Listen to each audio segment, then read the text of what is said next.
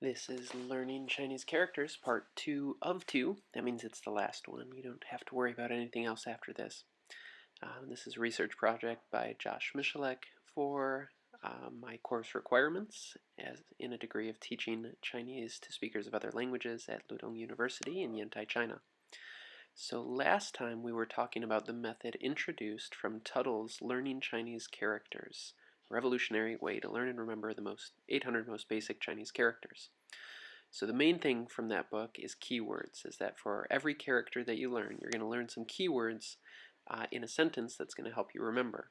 So for example, obviously the character for good is made up of woman and child. You put those parts together to make good.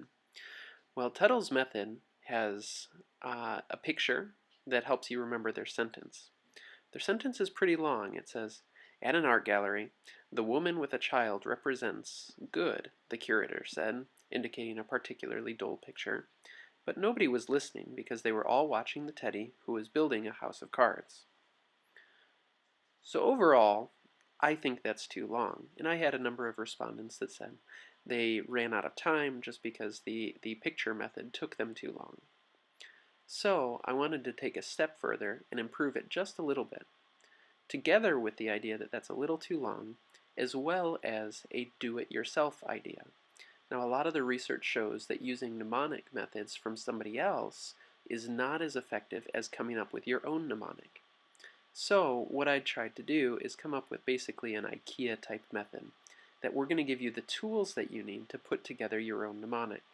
So I'm going to give you some keywords. So let's just look at the same character for good. I'm going to give you 5 keywords in this case that woman and child has to do with the meaning or with the shape of the character, so that comes up with the character. And then I'm going to give you the words teddy and house, and that's teddy means third tone, and house, the first part of house is how, so together the word would be how, third tone. And then good obviously is the meaning. So once you have these tools, then I'm going to go ahead and just ask you to create your own sentence. And you can say it however you want. You can say the woman and the child are good because Teddy is in the house. Or maybe you'll say something like the woman took her child to Teddy's good house. Or maybe something a little more strange and say a child's Teddy was abducted by the woman from another house.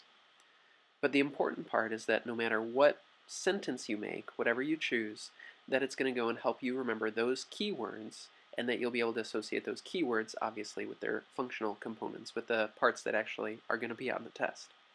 So that way you'll be able to learn characters at, I think, a quicker and more effective method. So just as a reminder, our archetypes is that giant uses first tone, fairy uses second tone, Teddy uses third tone, the dwarf uses fourth tone, and the robot uses fifth tone. So those are going to be your keys for remembering the characters. So I hope you enjoyed this method. One of the other parts of this second test is you're actually going to learn the whole character for some of those radicals. Rather than just learning them as radicals in isolation, we're going to actually study the character itself.